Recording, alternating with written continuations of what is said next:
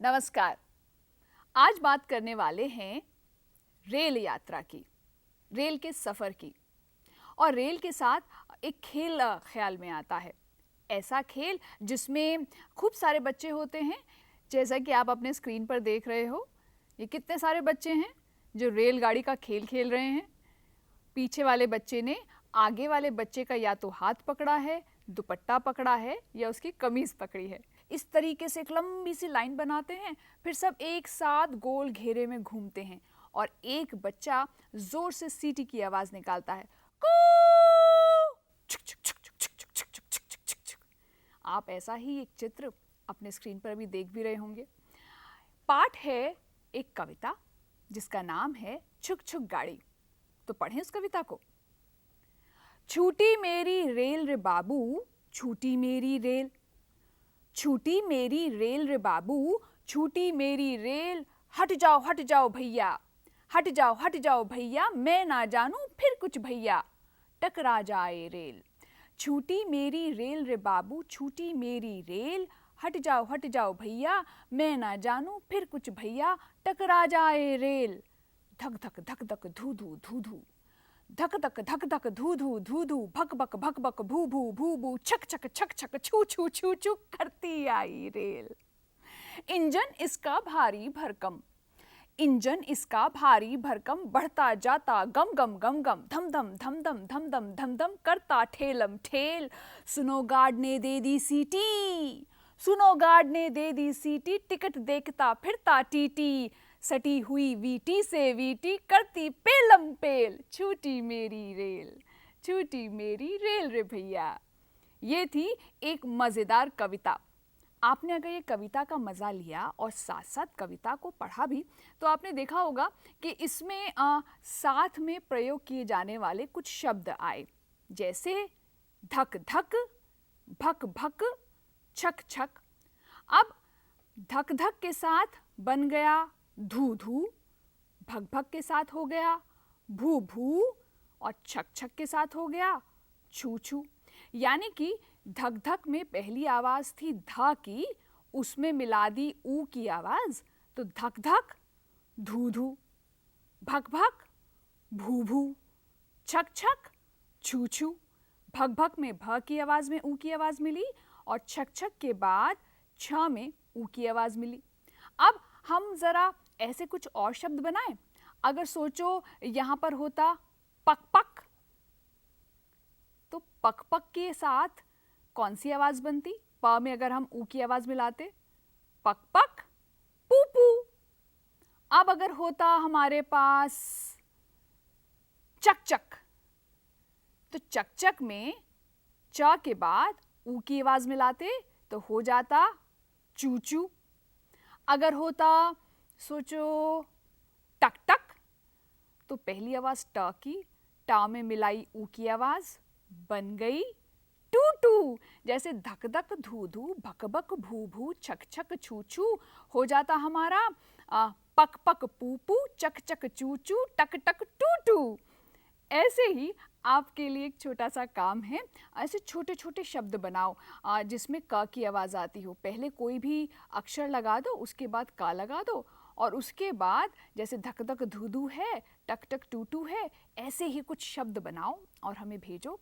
हमारा पता तो आपको मालूम ही है, एक बार फिर से बता देते हैं, earlyliteracy.ncert@gmail.com। अब अगर इसी कविता को हम कहानी में कहें तो कैसा होगा? एक बार कविता दोबारा से अपने स्क्रीन पर देखें हम। छूटी मेरी रेल रे बाबू, छूटी मेरी रेल। अब इसमें रेल के छूटने की बात है। कोई ऐसा अनुभव आपको याद आ रहा है जब आपको कहीं जाना हो, आपने सारा अपना सामान बांधा हो, पर रास्ते में फंस गए और रेलवे स्टेशन देर से पहुंचे और आपकी ट्रेन छूट गई हो? अगर नहीं भी है ऐसा कोई अनुभव तो कोई बात नहीं, चलिए इसी अनुभव पर एक कहानी बनाते हैं। इसी कविता को कहानी में कहें तो कैसा होगा? तो एक बार हुआ यूं, मुझे जाना था अपनी नानी के घर, और नानी के घर हम जाते थे रेल में बैठकर। एक रात पहले सारी तैयारी की, बोरिया बिस्तर बांधा, अटैची में सामान डाला। अगले दिन सुबह जल्दी जल्दी उठे, ठंडे ठंडे पानी से नहाए और साथ के लिए खाना पैक किया।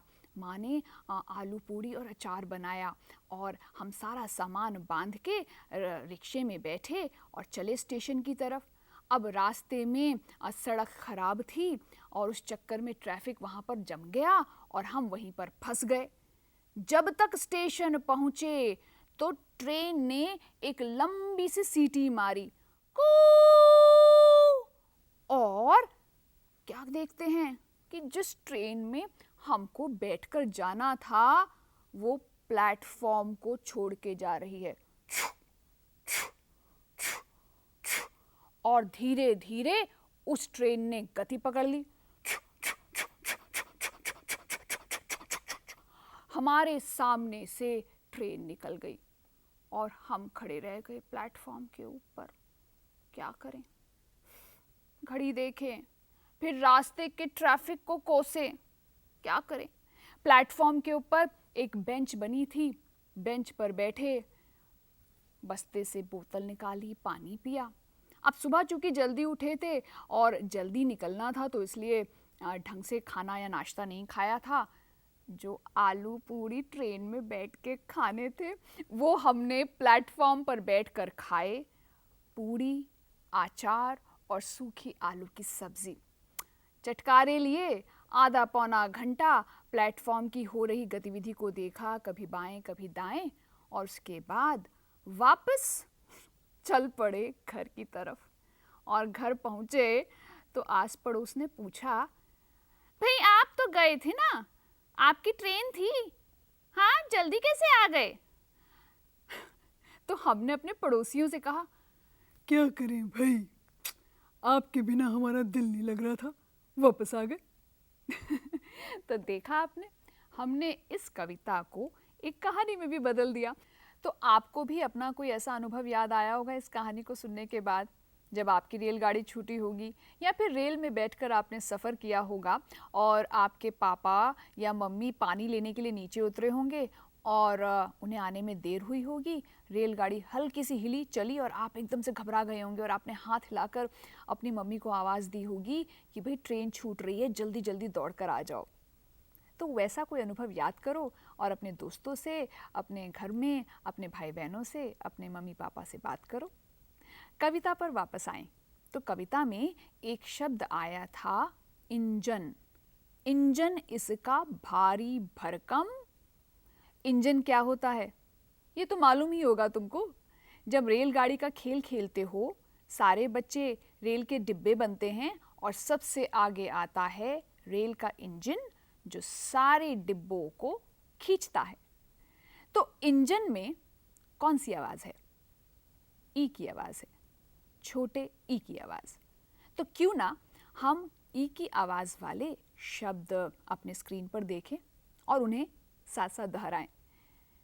ये जो चित्र आप देख रहे हैं यह इमली, खट्टी खट्टी, मुंह में डालो तो एक आंख अपने आप बंद हो जाती है, इतनी खटास होती है। कभी कभी थोड़ी सी मीठी भी होती है। यह है इमली। इमली में पहली आवाज़ ई की। अब ई अपने आप में अलग से एक अक्षर के रूप में भी प्रयोग होता है और साथ ही वो छोटी ई की मात्रा के रूप में भी प्रयोग होता है। ये आप अपने स्क्रीन पर देख रहे हैं ना, यह है धनिया।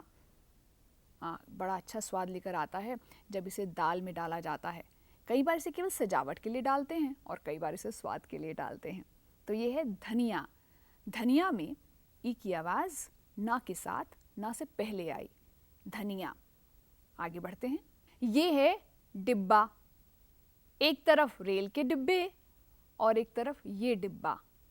इसमें डाला जाता है सामान, पैकिंग के लिए इसे इस्तेमाल किया जाता है। और कई बार अगर ऐसा कोई खाली डिब्बा आपको घर में मिलता है तो उसमें आप अपने खिलौने भी डाल के रख देते हो, एक तरफ समेट के रख देते हो। तो ऐसा डिब्बा आपको अपने घर में, मुझे पूरा यकीन है, दिखाई देता होगा। डिब्बा में डा में मिली हुई है छोटी ई की आवाज़, डिब्बा।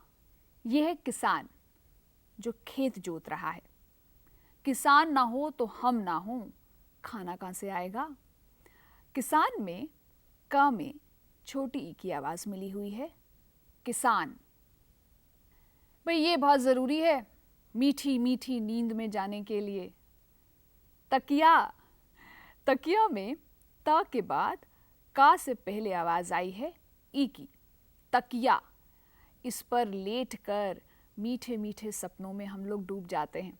और जब रात में नानी कहानी सुनाती है तो इसी तकिए पर सर रख के हम नानी की कहानियाँ सुनते हैं और उन कहानियों को अपने दिमाग में देखते हैं, फिर सो जाते हैं। तकिया, तो तकिया में क से पहले आई छोटी ई की आवाज़। अब जो तस्वीर आप अपने स्क्रीन पर देख रहे हैं, ये तस्वीर उस आदमी की है जो एक इंसान को दूसरे इंसान से जोड़ता है, उसके सुख दुख का हाल पहुंचाता है, चिट्ठी लेकर आता है। ये है डाकिया। डाकघर से आपके घर चिट्ठी लेकर आता है डाकिया। अब डाकिया में भी ई की जो आवाज़ है, छोटी ई की, वो बीच में आई है। पहले डा और फिर का से पहले छोटी ई की आवाज़, डा किया। डाकिया क्या लेकर आता है? चिट्ठी ना। तो चिट्ठी में भी च में किसकी आवाज़ है? छोटी ई की। वो चिट्ठी जिसमें बहुत प्यार और दुलार होता है और कई बार कुछ ज़रूरी बात या ज़रूरी खबर भी होती है। हालांकि आजकल लोग चिट्ठी से हटकर ईमेल पर आ गए हैं, पर मुझे तो चिट्ठी का स्वाद और चिट्ठी का रस आज भी भाता है। अब ऐसे ही अपने घर के आसपास देखो, कौन सी ऐसी चीज़ें हैं जिनमें छोटी ई की आवाज़ आती है। अब मैं याद करूं तो खिड़की, जिसके बाहर आप झांकते हैं। मम्मी पढ़ा रही होती है पर आपका ध्यान खिड़की के बाहर होता है, और मम्मी पढ़ा रही हो, आपका ध्यान खिड़की के बाहर हो, तभी आपको घर के अंदर ज़मीन पर एक नज़र आती है छोटी सी चूहिया। तो चूहिया में ह पे किसकी आवाज़ है? छोटी ई की आवाज़ है ना। अब पढ़ाई से आपको मिली थोड़ी सी छुट्टी, थोड़ी सी फुर्सत, और आपने खेलना शुरू कर दिया किससे? गुड़िया से। तो गुड़िया में बीच में जो ड़ की आवाज़ है, उससे पहले एक छोटी ई की आवाज़ है, गुड़िया। तो देखिए, हमने बैठे बैठे 3 शब्द खोज लिए। कौन से शब्द? चिट्ठी, खिड़की, चूहिया और गुड़िया।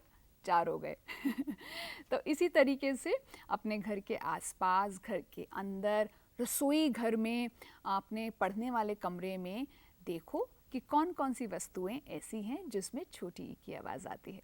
तो आज हमने ई की आवाज़ देखी, कविता से कहानी बनाई और एक मज़े मज़े की कविता पढ़ी, और साथ ही कुछ नए शब्द भी बनाए। धक धक धू धू, भक भक भू भू, याद है ना? तो आज का पाठ यहीं तक।